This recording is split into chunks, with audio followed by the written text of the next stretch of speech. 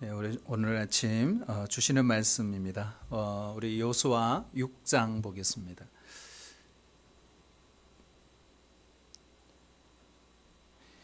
여호수아 6장 우리 1절로 11절까지입니다. 우리 함께 찾으셔서 교독으로 우리 한 절씩 나누어서 읽고요. 우리 11절은 합독하도록 하겠습니다. 구약성경 325쪽에 있습니다. 여호수아 6장 1절입니다. 이스라엘 자손들로 말미암아 여리고는 굳게 닫혔고 출입하는 자가 없더라.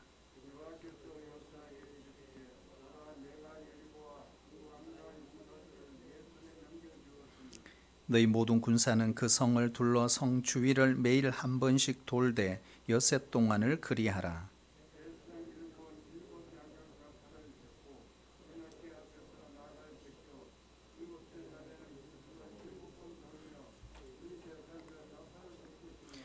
제사장들이 양각 나팔을 길게 불어 그 나팔 소리가 너희에게 들릴 때에는 백성은 다 큰 소리로 외쳐 부를 것이라. 그리하면 그 성벽이 무너져 내리리니 백성은 각기 앞으로 올라갈지니라 하시매.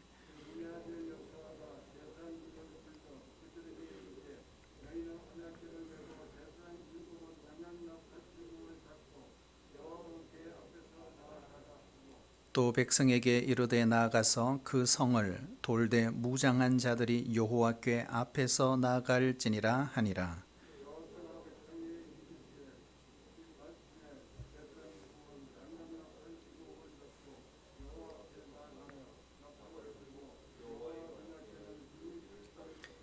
그 무장한 자들은 나팔 부는 제사장들 앞에서 행진하며 후군은 궤 뒤를 따르고 제사장들은 나팔을 불며 행진하더라.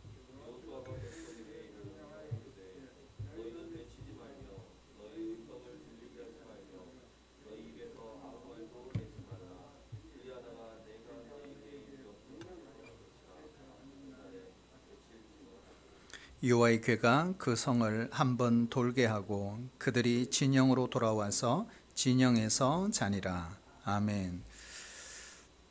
우리 한번 같이 따라하시겠습니다. 여리고 성을 무너뜨려라. 여리고 성을 무너뜨려라. 이제는 모든 준비를 끝냈습니다. 준비가 끝난 후에는 주저해서는 안 됩니다. 자신들 앞에 놓인 이 장벽을 향해 돌진해야 합니다. 오늘 지도자였던 여호수아는 민족의 운명을 걸고 첫 번째 관문인 가장 중요한 여리고성을 향해 행진하고 있습니다. 약속의 땅 그 가나안의 출입구를 지키는 성답게 여리고성은 가장 견고했습니다. 정상적인 군사 작전으로는 정복하기가 거의 불가능한 조건을 갖추고 있는 성입니다.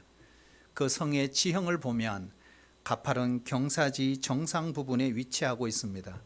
그리고 여리고성 그 밖으로는 큰 바위와 갖가지 장애물들이 놓여 있고 대충 35도 각도로 놓여 있는 자연적인 방어벽 구실을 그 장애물들이 하고 있었습니다. 특히 여리고성은 이중 성벽으로 되어 있습니다. 외벽과 내벽으로 설계되어 있습니다. 외벽은 높이가 7m고 두께가 2m의 그 벽돌로 쌓여 있습니다. 설령 이 외벽을 뚫고 올라온다 할지라도 14m 높이의 내벽이 버티고 있습니다. 그야말로 난공불락의 성이 아닐 수 없습니다. 이런 이중 성벽의 구조로 설계된 여리고성을 무너뜨린다는 것은 결코 쉬운 일이 아니었습니다. 뿐만 아니라 요소마다 설치된 그 높은 망루 위에서는 수킬로까지 적의 동태를 확인할 수 있는 곳이 있었습니다. 그뿐 아닙니다. 바로 여리고성 안에는 수많은 전투를 통해 단련된 막강한 그 병사들이 가득 차 있었습니다. 요즘 말로 하면 그야말로 최첨단 방어 시설로 무장한 요새였습니다. 반면에 이스라엘을 한번 돌아볼까요? 이스라엘 군사들은 변변찮지 않는 장비를 갖고 있습니다. 객관적 전력으로 보면 전혀 싸움이 되지 않는 상황입니다. 그러나 이런 여러 가지 악조건 속에 있음에도 불구하고 이스라엘은 반드시 반드시 이 여리고 성을 정복해야 했습니다. 왜 그랬을까요? 이 성을 장악해야만 가나안 땅 중심부를 들어갈 수 있는 거점을 확보할 수 있기 때문에 그렇습니다. 가나안 본토에서 첫 번째 싸움이 바로 여리고성 전투입니다. 그래서 어떤 희생을 감수하더라도 이 여리고 전투에서는 반드시 승리해야 합니다. 우리가 어떤 분야에서든지 무엇을 하든지 바로 이 첫 테이프를 잘 끊어야 합니다. 야구 경기에서 보면 우리는 1번 타자를 톱 타자라고 합니다. 왜 그럴까? 바로 톱 타자인 1번 타자가 잘 치고 나가야 그날 전체 공격 라인의 흐름을 장악할 수 있기 때문에 그렇습니다. 이처럼 선발 부대는 모든 일이 다 무슨 일이 있어도 전진해서 뒤따라오는 이 후군, 이 부대들의 길을 터주어야 합니다. 세상에는 쉬운 일이 없습니다. 우리에게는 저마다 아무리 힘들고 어려워도 반드시 함락시켜야만 하는 이런 여리고 성이 있습니다. 이 성은 피해갈 수 없습니다. 무슨 일이 있어도 앞으로 나아가야 합니다. 우리가 감당할 만해서가 아닙니다. 선택의 여지가 없기 때문에 전투해야 합니다. 이처럼 더할 수 없는 이런 긴박한 상황 가운데 하나님은 다시 한번 여호수아를 찾아오셨습니다. 그리고 구체적인 명령을 내리기 전에 먼저 결론부터 말씀하십니다. 참 좋으신 하나님이세요. 우리 하나님은 결론부터 말씀하셨어요. 그 결론이 뭐냐? 네가 반드시 승리할 것이다. 자, 이걸 확인시켜 주셨어요. 자, 2절 말씀에 보면 내가 여리고와 그 왕과 용사들을 내 손에 넘겨 주었으니 이렇게 말씀. 여기에 보면 내 손에 넘겨 주었다라고 표현하고 있어요. 이 말은 히브리어에 보면 완료 형태입니다. 여러분, 완료형이란 게 뭘까요? 미래에 있을 어떤 행동이 마치 완료된 것처럼 말하는 것을 말합니다. 쉽게 말하면 무엇인가를 받을 사람에게 그것을 이미 준 상태를 우리는 완료형이라고 말합니다. 하나님은 이미 너는 이겼다, 이 확실한 자신감을 오늘 여호수아에게 주신 것입니다. 사탄은 항상 우리에게 겁을 줍니다. 세상이 자꾸 커 보이게 만들고 무섭게 보이게 합니다. 그러나 하나님은 이미 세상의 모든 힘을 이기신 분이십니다. 하나님을 믿으면 우리는 세상의 그 어떤 권세와 겨루어도 이길 수가 있습니다. 지옥은 결코 천국을 이기지 못합니다. 사탄의 권세가 감히 건드릴 수 없는 영적인 보호막이 우리를 치고 있는 것입니다. 영적인 생명 싸개로 우리를 보호하고 계십니다. 사랑하신 여러분, 정말 하나님을 믿으십니까? 그렇다면 승리를 선포하시기를 축복합니다. 하나님은 구체적으로 여리고 공격 작전을 통해 브리핑, 어떻게 할 건지 여호수아에게 브리핑을 하고 계십니다. 정말 신비롭습니다. 그러나 또 한편을 보면 황당한 명령이기도 합니다. 6일 동안 매일 한 번씩 여리고성을 도는 것입니다.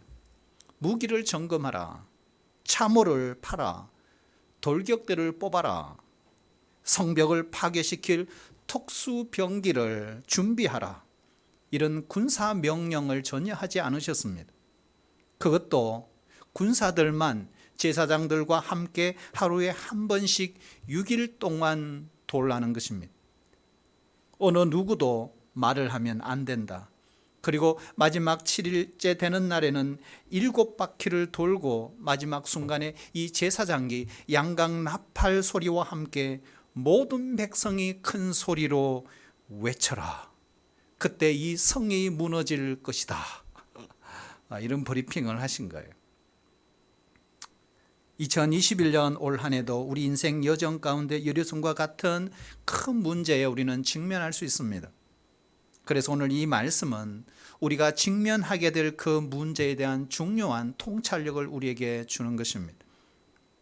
어쩌면 가장 강력한 힘은 뭘까요? 목표에 집중하는 것입니다. 한 가지 목표, 두 마음이 아닙니다. 한 마음으로 한 목표에 집중하는 것입니다. 목표가 산만하면 무기력해집니다.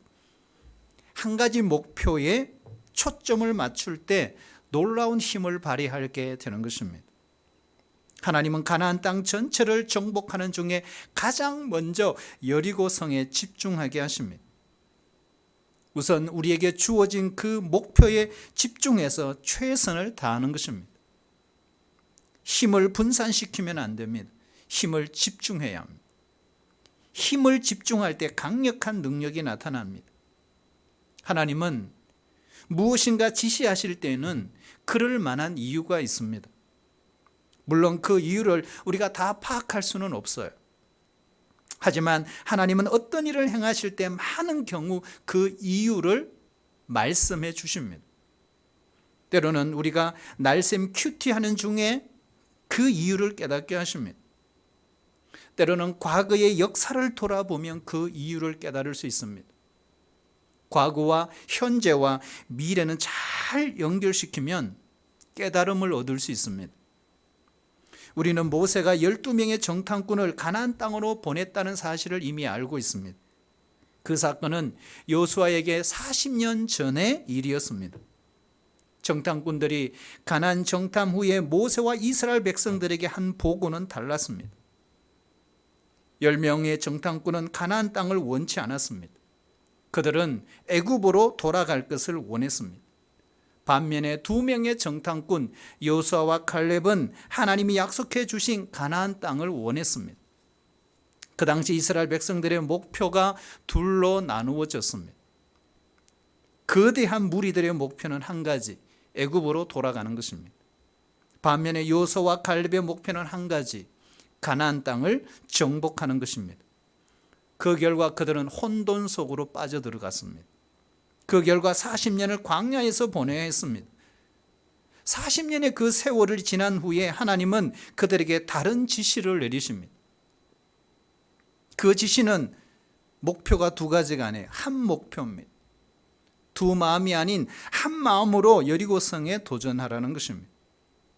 그들이 바로 여리고성을 13번 도울 때 그들의 목표는 오직 여리고성에 집중해 있었던 것입니다. 하나님은 이스라엘 백성들이 과거에 실패한 그 이유를 알고 계셨습니다. 똑같은 작전과 전략으로 실패를 반복할 수 없는 것을 아셨습니다. 그래서 이전과 전혀 다른 새로운 지시를 내리신 것입니다. 애굽을 돌아보지 말고 오직 가나안 여리고성에 초점을 맞추라는 것입니다. 같은 일을 반복해서 좋은 결과를 우리가 만들어낼 수 있다면 얼마든지 같은 일을 반복해도 좋습니다. 하지만 같은 일을 반복했을 때 좋은 결과를 만들어내지 못했다면 새로운 시도를 해야 합니다. 새로운 생각, 새로운 방법, 새로운 만남을 통해서 새로운 시도를 해야 합니다. 한때 좋은 결과를 만들어냈던 방법이 지금은 효과가 없을 수도 있습니다. 왜요? 시간은 흐릅니다. 많은 변화들이 일어나고 있기 때문에 그렇습니다. 우리는 코로나19라고 하는 한 번도 경험해 보지 못한 새로운 시대를 경험하고 있습니다. 새로운 시대, 사람들의 욕구와 필요가 계속 변하고 있습니다. 오늘 여호수아가 여리고성 전투 이후에 아이성을 정복할 때 하나님은 새로운 지시를 내립니다. 네 손에 잡은 단창으로 아이성을 가리키라고 명령합니다. 한 가지 목표에 집중하는 훈련을 하시기를 축복합니다. 작은 목표 한 가지씩 집중할 때 결국에는 이루어지는 것입니다. 이스라엘 군대가 한 일은 딱 한 가지, 하루에 한 번씩 성주위를 도는 것밖에 없었습니다. 마지막 7일째는 7바퀴를 돌았습니다. 합치면 전체 13바퀴를 돈 셈입니다. 횟수가 그런 특별한 의미를 가지고 있는 것은 아닙니다. 분명한 것은 이스라엘 백성들에게 인내가 요구되었다는 사실입니다. 하나님의 방법으로 여리고를 점령하기 위해서는, 승리하기 위해서는 하나님이 정하신 때까지 참고 기다리는 인내가 필수적인 것입니다. 하나님의 일은 인내 없이 결코 이루어진 적이 없습니다. 하지만 실제 현실에서 우리가 살아가는 이 광야 같은 인생에서 인내란 얼마나 힘든 일인지 모릅니다. 혈기가 넘쳐 흐르는 그 젊은 군인들이 적을 코앞에 두고 하루에 한 번씩 고작 1시간 행군하는 일이 다였습니다. 얼마나 갑갑했을까요? 군 입대를 했는데 코로나19 때문에 전혀 훈련받지 못하고 내무반에서 시간을 하루, 이틀, 일주일, 2주, 한 달, 얼마나 힘들까요? 인생에서 싸우는 것보다 더 힘든 일이 있다면 참고 기다리는 것인지도 모릅니다. 여러분, 어떨 때는요, 하라는 명령보다 하지 말라는 명령을 지키는 것이 더 어렵습니다. 당시 상황에서 이스라엘 백성들에게 아예 성을 공격하라는 명령이 더 쉽게 받아들여졌을 것입니다. 그러나 힘이 끌어오르면서도 아무 액션을 취하지 않고 그저 언약궤를 따라 제사장의 뒤를 따라 앞을 따라 묵묵히 성을 도는 데는 더 큰 믿음이 필요한 것입니다. 화끈한 행동만이 믿음의 표현은 절대로 아닙니다. 때로는 우리의 상식에 맞지 않을 수 있습니다. 하나님은 상식의 세계에 갇힌 분이 아니시죠? 계시의 세계에서도 일하시는 분이십니다. 하나님이 우리에게 잠잠히 기다리라고 하실 때까지 기다려야 합니다. 웬만한 믿음 없이 끝까지 인내하기란 어려운 일입니다. 이러한 이스라엘 백성들을 보고 여리고성 안에 있던 그 사람들의 반응이 어땠을까요? 겁쟁이라고 비웃으며 조롱했을 것입니다. 하나님의 사람이 끝까지 인내하는 데는요, 이렇게 세상의 비웃음과 조롱이 뒤따릅니다. 하지만 하나님을 믿는 믿음으로 우리는 인내할 수 있는 것입니다. 항변할 말이 없어서 안 하는 것이 아니에요. 하나님의 정의를 믿고 기다리는 것입니다. 보복할 힘이 없어서 안 하는 것이 아닙니다. 하나님의 시간을 믿고 기다리는 것입니다. 오늘 하나님은 여호수아에게 한 가지 특별히 주의사항을 전하고 있죠. 7일 동안 여리고성을 13바퀴 도는 동안 침묵하라는 것입니다. 침묵하라. 오늘 10절에 보면요, 외치지 말며 너희 음성을 들리게 하지 말며 너희 입에서 아무 말도 내지 말라. 여러분, 침묵작전, 이거는 대단한 작전입니다. 입에서 아무 말도 내지 않아야 하는 것입니다. 그러면 왜 하나님이 침묵하게 했을까요? 이유가 있습니다. 민수기 13장 14장에서 우리가 찾아볼 수 있습니다. 12명의 정탐꾼 가운데 10명의 정탐꾼은 하나님과 모세를 원망했습니다. 가나안 땅을 악평했습니다. 그들의 원망의 말이 온 이스라엘 백성들을 전념시켰습니다. 말에는 굉장한 능력이 있습니다. 말 가운데는요, 긍정의 말, 믿음의 말, 축복의 말이 있습니다. 반면에 부정적인 말, 불신앙의 말도 있습니다. 하나님이 제일 싫어하는 것은 원망의 말입니다. 원망의 말은요, 파괴적입니다. 하나님의 분노와 진노를 불러오는 말입니다. 하나님은 탄식하는 말은 좋아하시지만 원망의 말은 싫어하십니다. 이스라엘 자손이 애굽에서 탄식하며 부르짖는 소리를 들으셨습니다. 출애굽기 2장 23절인데 우리 같이 한번 읽어볼까요? 시작. 여러 해 후에 애굽 왕은 죽었고 이스라엘 자손은 고된 노동으로 말미암아 탄식하며 부르짖으니 그 고된 노동으로 말미암아 부르짖는 소리가 하나님께 상달된지라. 아멘. 탄식하며 눈물로 침상을 띄우며 요를 적시는 기도에 하나님은 귀를 기울이십니다. 시편 6편 6절에 보면 내가 탄식함으로 피곤하여 밤마다 눈물로 내 침상을 띄우며 내 요를 적시나이다. 반대로 하나님은 원망하는 소리를 아주 싫어하십니다. 10명의 정탐꾼은 그들의 원망을 통해 온 이스라엘을 원망하게 만들었습니다. 원망은 마치 바이러스와 같습니다. 놀라운 전염성을 갖고 있습니다. 그들이 모세와 아론을 원망한 것은 결국 그들을 세우신 하나님을 원망한 것입니다. 하나님은 그들의 원망을 들으셨습니다. 그리고 그들의 원망대로 행하겠다 이렇게 말씀하셨어요. 너희 말이 내 귀에 들린 대로 내가 너희에게 행하리니. 시편 기자는 이스라엘 백성들의 이 원망은 은밀히 숨어서 장막 가운데 이루어졌다고 그는 말씀하고 있어요. 시편 106편 24절 25절 우리 같이 한번 읽어볼까요? 네, 시작. 그들이 그 기쁨의 땅을 멸시하며 그 말씀을 믿지 아니하고 그들의 장막에서 원망하여 여호와의 음성을 듣지 아니하였도다. 아멘. 하나님은 그들의 원망을 들으시고 그들의 원망을 따라 광야에서 다 죽게 하셨어요. 결국 원망은 나쁜 결과를 낳습니다. 사도 바울은 원망을 경계하라고 했어요.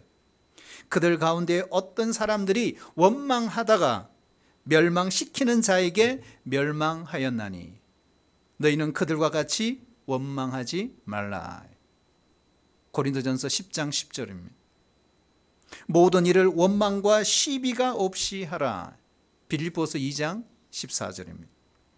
탄식은 하나님 앞에서 이루어지는 것이지만 원망은 하나님의 등 뒤에서 이루어지는 것입니다. 성경을 보면 어떤 사람들은 슬픔과 고통을 견디다 못해 무릎을 꿇고 하나님 앞에 탄식했습니다. 하지만 반대로 원망은 장막 안에서 은밀히 행해지는 것입니다. 그러므로 탄식은 하나님과 더 친밀한 관계를 정폭시킵니다. 반대로 원망은 친밀한 관계를 무너뜨립니다. 그럼 여러분, 침묵이 중요하죠. 침묵 때문에 손해를 보는 경우는 없습니다. 여러분, 대부분의 실수는 말을 너무 많이 하기 때문에 발생하는 것입니다. 침묵은 내면의 불꽃을 가꾸는 데 도움이 됩니다. 여러분, 우리 내면의 힘이 어디서 나올까요? 침묵에서 나오죠. 말을 많이 한 후엔 왠지 허전한 느낌이 듭니다. 그 이유가 뭘까요? 바로 내면의 불꽃이 말을 많이 해보면 약해져 버리는 것이죠. 침묵이 중요한 이유는 침묵을 통해서 꼭 필요한 말만 할 수 있기 때문에 그렇습니다. 그래서 침묵을 통해 나오는 말은 무게가 있습니다. 사람을 살리는 말입니다. 반대로 말을 많이 쏟아내면요, 무게가 떨어집니다. 사람이 가볍게 보입니다. 말을 통해 실수하게 되죠. 그래서 상처를 받고 그 상처 때문에 관계가 더욱 어려워지는 것입니다. 우리는 침묵을 두려워합니다. 하지만 침묵하는 습관을 갖게 되면 침묵이 주는 기쁨이 있어요. 평안이 있습니다. 침묵을 통해 하나님의 음성을 우리가 듣잖아요. 하나님의 마음을 얻게 됩니다. 그리고 사람들의 마음도 얻게 됩니다. 사람들은 조용히 침묵하며 상대방에 경청해주는 그 사람을 좋아합니다. 여호수아는 침묵 후에 모든 이스라엘 백성들에게 이렇게 말합니다. 함께 외쳐라. 명령을 하고 있어요. 10절에 보면요, 같이 읽어볼까요? 10절요, 시작. 그리하다가 내가 너희에게 명령하여 외치라 하는 날에 외칠지니라. 침묵해야 될 때가 있고 외쳐야 될 때가 있습니다. 200만 명이 가까운 이스라엘 백성들이 한순간에 외쳤습니다. 여러분, 뭐라고 외쳤을까요? 성경에는 없어요. 기드온 300용사를 여러분 기억하십니까? 각자의 손에 나팔과 빈 항아리를 들었습니다. 그리고 빈 항아리 속에 횃불을 감추었습니다. 300명은 적은 숫자지만 그들은 한 목표를 가졌습니다. 그들은 연합했습니다. 그리고 침묵 가운데 미디안 진영으로 들어갔습니다. 침묵 가운데 기도원의 신호를 보내는 순간 한꺼번에 그 300명이 나팔을 불었습니다. 그리고 항아리를 깨뜨렸습니다. 횃불을 손에 들었습니다. 그리고 한 목소리로 외쳤습니다. 여러분, 뭐라고 외쳤습니까? 여호와를 위하여, 기드온을 위하여. 그들은 선포했습니다. 하나님의 승리를 선포한 것입니다. 그 결과 미디안 군대가 스스로 싸우면서 자멸하고 말았습니다. 오늘 이스라엘 백성들도 여리고성을 향하여 뭐라고 외쳤을까요? 여호와를 위하여, 여호수아를 위하여 외쳤을지도 몰라요. 여호수아는 선포의 능력을 알았습니다. 선포는 바로 큰 목소리로 드리는 믿음의 기도입니다. 그냥 선포가 아니죠. 믿음의 선포입니다. 나중에 여호수아는 태양과 달을 머물게 하는 선포 기도를 드립니다. 여호수아 10장을 2절에 보면 12절에 보면 태양아 너는 기본 위에 머물러라. 달아 너는 아야령 골짜기에서 거리할지어다. 선포한 대로 되는 거죠. 예수님은 우리에게 믿음으로 선포하라고 가르쳤어요. 그냥 선포하는 것이 아닙니다. 믿음으로 선포하는 것입니다. 그러므로 믿음의 선포는 강력한 믿음의 기도인 것입니다. 산을 움직이는 능력이죠. 우리 앞에 놓여 있는 장애물들을 물리치는 능력입니다. 하나님이 여리고성을 정복할 때 우리가 참 독특한 것이 7명의 제사장들로 하여금 7나팔을 불게 했습니다. 그리고 마지막 날에는 양강나팔을 길게 불게 했어요. 원래 여러분 전쟁을 할 때 이스라엘 백성들은 은나팔을 붑니다. 그런데 오늘 전쟁에 나갔음에도 불구하고 양강나팔을 불었어요. 이게 참 독특합니다. 양강나팔은 언제 붑니까? 예배 때 부르는 거예요. 그래서 여리고성 전투는 이스라엘 백성들에 향한 모든 행위는 예배였던 겁니다. 예배로 승리한 거죠. 그 예배 가운데요, 바로 찬양이에요. 양강나팔이에요. 여러분, 하나님은 음악을 만드신 분입니다. 음악의 힘을 아시는 하나님이에요. 악기를 연주함으로 전쟁을 승리로 이끄신 하나님. 기드온은 미디안 군대와 싸울 때 나팔을 불었습니다. 우리가 잘 아는 여호사밧 왕은 엄청난 군대와 싸울 때 노래했습니다. 찬양대를 세웠어요. 전쟁터에 나갔습니다. 하나님께 감사와 찬송을 올려드렸습니다. 그 결과 어떻게 됐습니까? 암몬과 모압과 에돔 연합군을 패배시켰습니다. 하나님은 연주를 좋아하십니다. 음악을 좋아하십니다. 하나님은 찬양과 경배를 좋아하시는 분이세요. 특별히 감사와 찬송을 좋아하십니다. 하나님은 음악이 하나님을 찬양하는 데 사용되기를 원하세요. 하나님은 음악을 통해 사람들의 마음을 치유하십니다. 영혼을 치유하십니다. 육체를 치유하십니다. 원망하는 자들에게는 감사와 찬양과 경배가 없습니다.